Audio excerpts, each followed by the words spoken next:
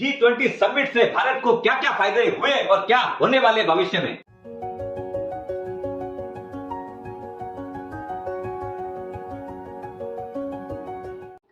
सुप्रभात दोस्तों, आप सभी का एसके फिनोवेट में स्वागत है। दोस्तों, ये जो G20 समिट हुई थी, ये क्या फेल है या आपने इसको बहुत फ्लाइंग कलर से पास किए हैं?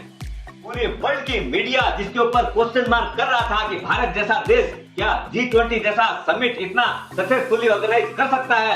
लेकिन दोस्तों, मोदी जी की सक्सेसफुल गवर्नेंस के अंदर सारा चीज इतना सुंदर तरीके से सक्सेसफुली उन्होंने इसको कंप्लीट किया। सिर्फ वही नहीं, पूरे वर्ल्ड के अंदर जो है आज के दिन जितना भी कंसेंसस आया 100% आदमियों ने बोला है कि it was a successful thing. और दूसरा क्या है, 25,000 से ज्यादा डेलीगेट्स आए पूरे वर्ष के दौरान और 125 से ज्यादा कंट्रियों ने इसके अंदर पार्टिसिपेशन किया। G20 समिट एक भारत के लिए बहुत ही ह्यूज हिस्ट्री की बात है। और जितने वर्ल्ड के टॉप जो लीडर्स हैं, चाहे वो यूएस के जो बाइडेन साहब हो, चाहे यूके के ऋषि सुनक हो और ऑस्ट्रेलिया है, बड़े बड़े जितने भी देश है, हालांकि 2 आदमी नहीं आए, उसके ऊपर बहुत बड़ा क्वेश्चन मार्क था। एक तो चाइना के जिनपिंग और रशिया के पुतिन साहब।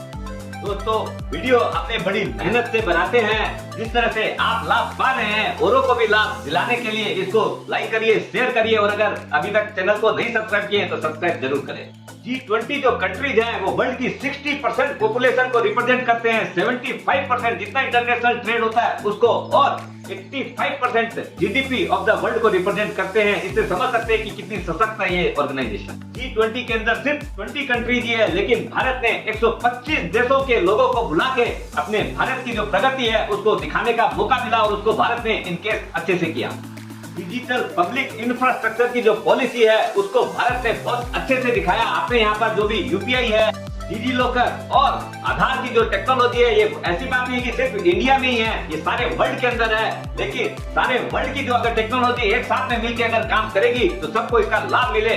भारत का एकमात्र जो लक्ष्य है वो है विश्व कुटुंबम, यानी वन नेशन के हिसाब से काम करे। G20 की सबसे बड़ी जो चीज है, ये ईयर ऑफ इम्पैक्ट था।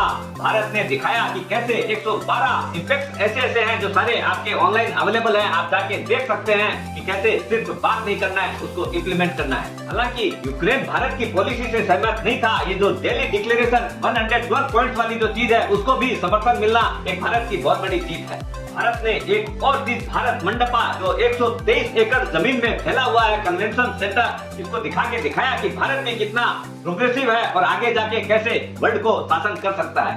इंडिया का जो मास्टर स्ट्रोक था वो था अफ्रीकन लीडर्स को इनवाइट करना और उसको G20 का मेंबर बनाना। अब ये G21 हो गई है, लेकिन अफ्रीका इतना इम्पोर्टेंट क्यों है? दोस्तों, यहाँ पर 130 करोड़ की जनता रहती है और बहुत ही अंडर डेवलप्ड है, लेकिन मिनरल्स के अंदर बहुत ही रिच है, जो कि अपना चाहे डायमंड्स हो, चाहे लिथेनियम हो, ऐसी चीजें वहाँ पर मिल रही है, उसको ये लोग यूटिलाइज कर सकते हैं। भारत के लिए जो सबसे बड़ा प्लस पॉइंट रहेगा, क्योंकि अपने उनको यहाँ पर शामिल किए हैं, तो एक इंडिया का अलग से ट्रस्ट उन कंट्रीज के ऊपर बनेगा और इसका लाभ अपने यहाँ के आदमियों को मिलेगा। इसका और एक फायदा क्या मिलेगा, वो बहुत ही अंडर डेवलप्ड है तो अपने को, और वहाँ की जो एज ऑफ पॉपुलेशन जो है ना वो 18 से 20 साल है, इसलिए भी वहाँ पर इतनी बड़ी ग्रोथ आ सकती है और उस मार्केट का बेनिफिट सबको मिलेगा। और एक एंगल जिसके अंदर भारतवर्ष की बहुत बड़ी जीत हुई वो है, अभी चाइना ने अपना नया मैप रिलीज किया था। इंडिया के जो कुछ पार्ट है वो अरुणाचल के हो चाहे लेह लद्दाख के हो, अपने मैप के अंदर शामिल दिखाया था। ऐसे हो सकता है वर्ल्ड के अंदर कोई भी लीडर चाइना पाकिस्तान का विरोध नहीं करना चाहता, लेकिन इंडिया ने बहुत ही डिप्लोमेटिक काम किया। अपनी ये जो डिफरेंट स्टेट्स में जो मीटिंग रखी उसके अंदर अरुणाचल और जम्मू एंड कश्मीर में भी रखने के बाद में वहाँ पर भी वर्ल्ड के टॉप लीडर्स गए हैं। इसका मतलब उन लोग का मौलिक ही भली, लेकिन उनका समर्थन मिला है। जो वर्ल्ड लीडर्स हैं वो लोग आके देखे हैं कि जम्मू एंड कश्मीर कैसे आगे से बहुत शांतिपूर्ण माहौल में आ चुका है, जहाँ पर आए दिन पत्थर फेंकने की घटना होती थी, आजकल 99% बंद है। पूरी दुनिया जहाँ चाइना की सप्लाई चेन के ऊपर डिपेंडेंट है, इंडिया ने अनदर एक मास्टर स्ट्रोक खेला, वो है इंडिया, मिडिल ईस्ट, यूरोप और अमेरिका का ये जो कॉरिडोर है उसको बनाने का।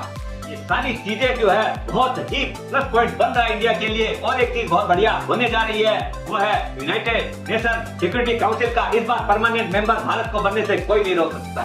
2023 का साल जो है भारत के लिए एक स्वर्णिम काल की तरह रहेगा और अपने आगे बहुत बड़ी ग्रोथ आ सकती है। स्वस्थ रहो, मस्त रहो और भारत जैसे चंद्रयान 3 लॉन्च किया वैसे ही भारत आसमान में उठेगा।